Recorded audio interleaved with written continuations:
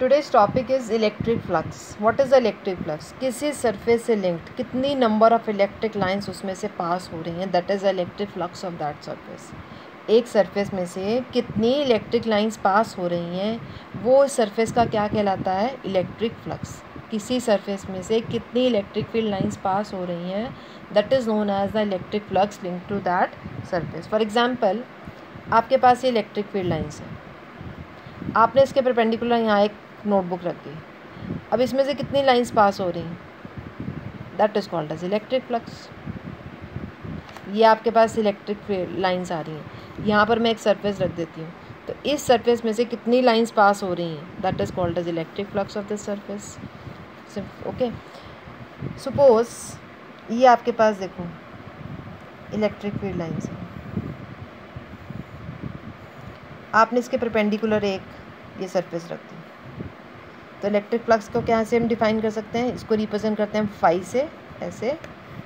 It is a product of magnitude of the electric field E vector and surface area. Surface area कितना लिया? जो आपने ये plane surface दिए जो आपने इसके रास्ते में रखी है, जिसका आप इलेक्ट्रिक फ्लक्स निकालने लगे, that is area of that.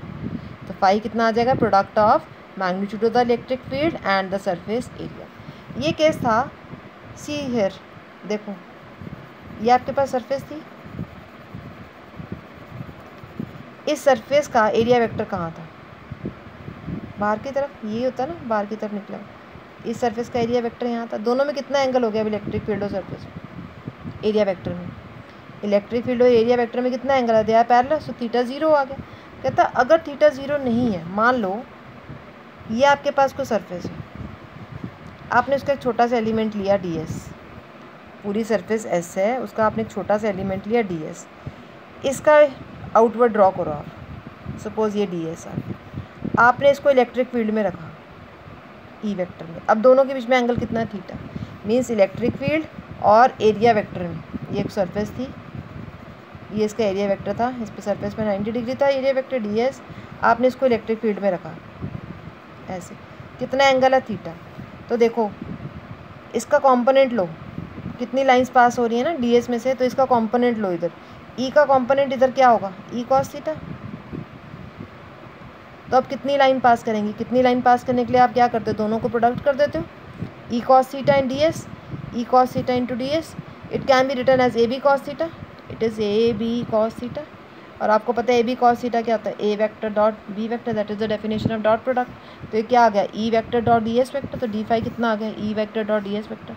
ये हमने छोटे से एलिमेंट पे निकाला था, एरिया एलिमेंट पे. पूरे पे निकालने के लिए क्या करोगे आप? इसको इंटीग्रेट कर दोगे. तो यहाँ ध्यान से देखो, जब एक सरफेस इलेक्ट्रिक फील्ड लाइंस के परपेंडिकुलर है, तो एरिया वेक्टर और इलेक्ट्रिक फील्ड में कितना एंगल बन रहा है? 0. उस केस में फ्लक्स क्या होगा? ES, that is maximum. अगर मान लो आपके पास थीटा 90 है, थीटा 90 मतलब आपके पास ये इलेक्ट्रिक फील्ड है और ये सरफेस है, ये कोई सरफेस है, ठीक है, ये सरफेस और ये इलेक्ट्रिक फील्ड है. एरिया वेक्टर की डायरेक्शन निकालो.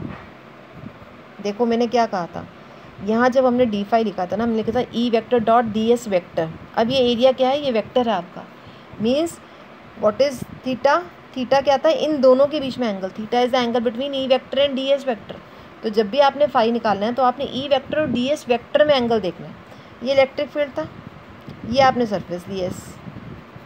अब इस सरफेस का एरिया वेक्टर निकालो, किधर होगा? Perpendicular S vector. इन दोनों में एंगल कितना है? 90 डिग्री. और यहाँ से देखो डी फाई क्या आएगा? ES cos 90 is 0. So electric field क्या, फ्लक्स क्या आ जाएगा? 0. तो जब इलेक्ट्रिक फील्ड और सरफेस आपस में पैरेलल होंगी तो फ्लक्स क्या आएगा? 0. और सिमिलरली जब थीटा 0 होगा, थीटा 0 मीन्स इलेक्ट्रिक फील्ड और एक सरफेस है, ये सरफेस है, ये इलेक्ट्रिक फील्ड है. एरिया वेक्टर किधर होगा? इधर होगा, इसके 90 डिग्री पर. इनमें एंगल कितना है? 0 है. तो फाई क्या होगा? मैक्सिमम. मीन्स जब सरफेस इलेक्ट्रिक फील्ड लाइन के परपेंडिकुलर है, तब टॉर्क क्या, फ्लक्स क्या होगी? मैक्सिमम. जब इलेक्ट्रिक फील्ड और सरफेस आपस में पैरेलल हैं तब टॉर्क क्या होगी, minimum, that is 0। Thank you.